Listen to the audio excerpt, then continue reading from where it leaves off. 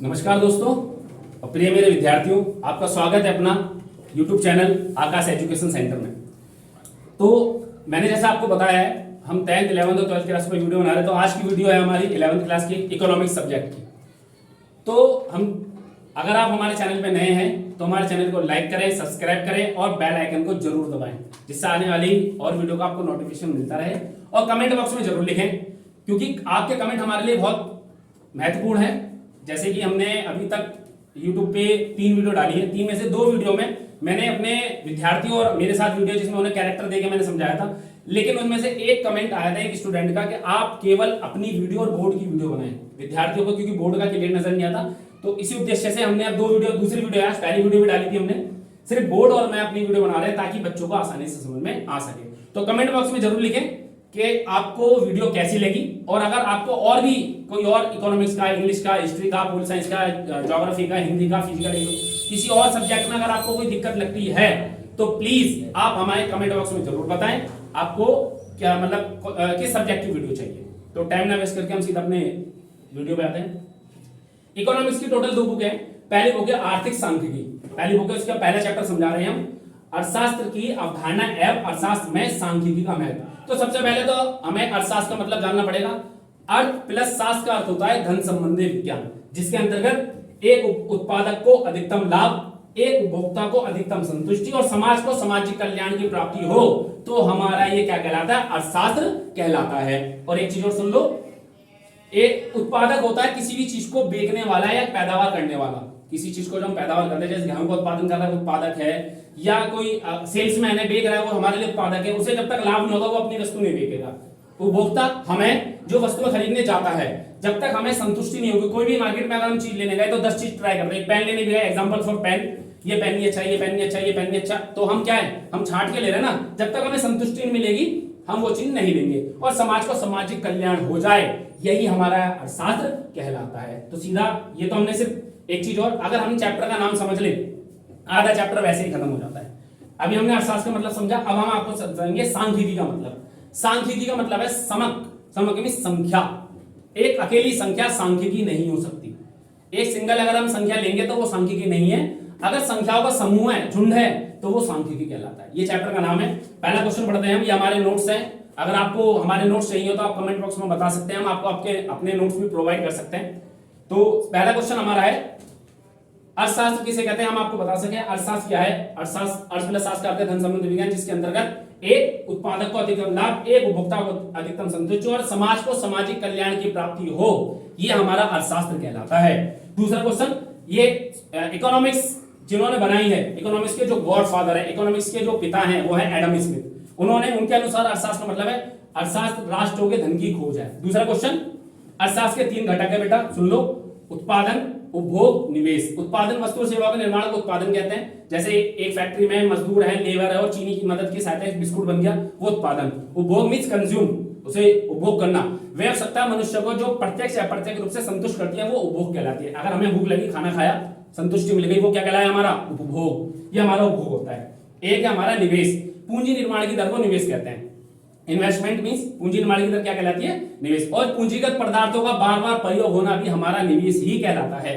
तो अर्थशास्त्र के 3 घटक हैं, उत्पादन, उपभोग और निवेश। मेरे हिसाब से 2 क्वेश्चन आपको समझ आ गए होंगे। पहला क्वेश्चन अर्थशास्त्र क्या है आपको क्लियर हो चुका है। दूसरा क्वेश्चन हमारा है अर्थशास्त्र के 3 घटक, ये भी हम आपको बता चुके हैं।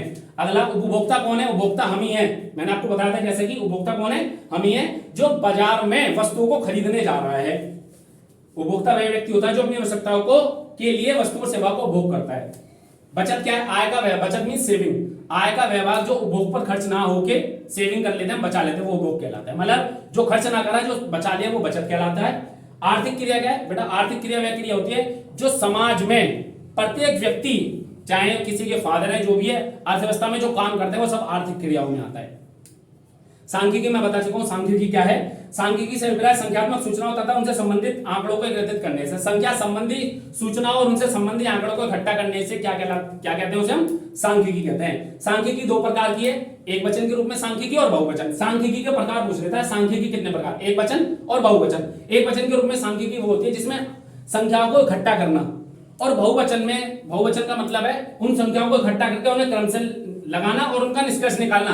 ये क्या कहलाता है? हमारा सांख्यिकी का बहुवचन। एक वचन में आंकड़े इकट्ठे करना, बहुवचन में आंकड़े उसके इकट्ठे करके उन्हें क्रम से लगाना और उसका निष्कर्ष निकालना, ये है सांख्यिकी बहुवचन। सांख्यिकी दो प्रकार की, एक वचन बहुवचन, दोनों की डेफिनेशन आपको समझ में आ चुकी होगी। अगला क्वेश्चन हम पढ़ते हैं, सांख्यिकी की विशेषता क्या है। बेटा देखो, सांख्यिकी की विशेषता हेडिंग के अनुसार बताता हूं मैं आपको। सांख्यिकी की पहली विशेषता है तथ्यों का समूह। सांख्यिकी तथ्यों का समूह, एक अकेली संख्या सांख्यिकी नहीं हो सकती, पूरा तथ्यों का जो समूह होगा वो क्या होगी, हमारी सांख्यिकी। दूसरा, संख्याओं में व्यक्त। सांख्यिकी को आप संख्याओं में व्यक्त कर सकते हो, जैसे आंकड़ों में लिख सकते हो। डेफिनेशन सांख्यिकी की आप नहीं लिख सकते हो।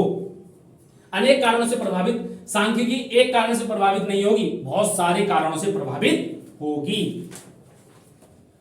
उचित मात्रा में शुद्धता। सांख्यिकी में शुद्धता नजर आती है, क्योंकि आप जगह जगह जाके आप आंकड़े एकत्रित करते हो, ये क्या है, सांख्यिकी, ये शुद्धता नजर आती है।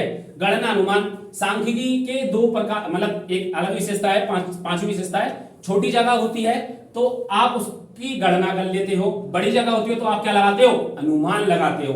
ये सांख्यिकी की पांचवी विशेषता है। अगला, सांख्यिकी उपकरण क्या है। देखो बेटा, जैसे कि अभी हमने क्वेश्चन पढ़ा, सांख्यिकी की विशेषता आप समझ गए होंगे। सांख्यिकी, ये क्वेश्चन बहुत इंपॉर्टेंट है, ये बहुत इंपॉर्टेंट क्वेश्चन है और हर साल आता है।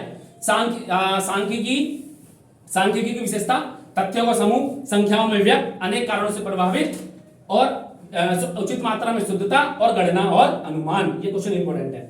सांख्यिकी उपकरण क्या है। सांख्यिकी उपकरण का अर्थ यह है कि आंकड़ों को इकट्ठे करना, क्रम से लगाना और उसका निष्कर्ष निकालना। मतलब सांख्यिकी के दो जो प्रकार हैं और सांख्यिकी का जो उपकरण है वो सेम ही है, डेफिनेशन दोनों में। सांख्यिकी का महत्व क्या है, हम सांख्यिकी क्यों पढ़ रहे हैं, क्या है, क्या है उसका महत्व। पहला, सांख्यिकी का पहला महत्व है आर्थिक समस्याओं की परिणात्मक अभिव्यक्ति। अर्थव्यवस्था में जो समस्याएं चल रही हैं वो हमें सांख्यिकी द्वारा पता चल जाती है। दूसरा इसका महत्व अंतर क्षेत्रीय अंतर समय तुलनाएं, के पहले कितना विकास हुआ था, अब कितना विकास हुआ और आगे कितना विकास होगा, ये क्या है, ये हमें पता चल जाता है सांख्यिकी के द्वारा। ये सांख्यिकी का दूसरा महत्व है। पहला, अर्थव्यवस्था में जो समस्या चल रही है उसके लिए सांख्यिकी जरूरी है। दूसरा, अंतर क्षेत्रीय समय तुलनाएं, पहले कितना विकास हुआ, अब कितना विकास हुआ। अगला, आर्थिक भविष्यवाणी। सांख्यिकी आर्थिक भविष्यवाणी भी करती है, क्या कि आगे क्या होगा, आगे ये होने वाला है। सांख्यिकी के द्वारा आप अनुमान भी लगा सकते हैं। ये सांख्यिकी का महत्व है। सांख्यिकी की सीमाएं क्या है, लिमिट। एक हर चीज की एक लिमिट होती है ना। सांख्यिकी की पहली सीमा है केवल तथ्यों का समूह। ये मैं आपको बता चुका हूं, सांख्यिकी को हम डेफिनेशन में नहीं लिख सकते। सांख्यिकी संख्याओं का समूह होता है, तथ्यों का समूह, ये उसकी सीमा है। केवल समूह का अध्ययन, अकेली संख्या सांख्यिकी नहीं है, समूह का अध्ययन करेंगे तो सांख्यिकी है। पहला, केवल संख्याओं का अध्ययन करती है, केवल समूह का अध्ययन करेगी, केवल विशेषज्ञों द्वारा प्रयोग। सांख्यिकी जिसे आके केवल वही उसका यूज कर सकता है। बिना संदर्भ से निष्कर्ष होना संभव, संदर्भ नहीं है तो आप निष्कर्ष नहीं निकाल। और दुरुपयोग संभव, सांख्यिकी के द्वारा हम दुरुपयोग कर सकते हैं। सांख्यिकी गीली मिट्टी के समान है जिससे देवता या शैतान की मूर्ति बनाई जा सकती है। मैं एक बार रिपीट कर देता हूं, सांख्यिकी की जो सीमाएं, केवल तथ्यों का समूह, केवल समूह का अध्ययन, केवल विशेषज्ञों द्वारा प्रयोग, बिना संदर्भ के निष्कर्ष होना संभव और दुरुपयोग संभव। अब सुन लो बेटा, झूठ तीन प्रकार के, झूठ, सफेद झूठ और सांख्यिकी। सुन लो, इसका मतलब यह है, इसका प्रयोग राजनीति में ज्यादा होता है। कैसे, राजनेता कहते हैं कि हमने इतना विकास किया, इतना विकास, लेकिन नहीं, अगर हम आंकड़े उठा के देखें तो विकास नहीं हुआ है। इसलिए झूठ तीन प्रकार के, झूठ, सफेद झूठ, सांख्यिकी। सांख्यिकी गीली मिट्टी के समान है जिससे देवता या शैतान की मूर्ति बना सकते हो, इसमें यही है।